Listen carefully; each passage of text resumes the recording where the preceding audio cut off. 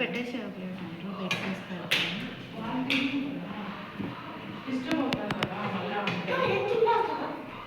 నువ్వు చైర్ తెచ్చేసుకో. కూర్చోబెట్టి చైర్ తెచ్చుకో. నువ్వు చైర్ తెచ్చుకోవచ్చు, ఇంకొక చైర్. వాష్రూమ్కి వెళ్ళాడు. అమ్మాయి వెళ్తాయి కదా, ఇది నీదే. సాంబారు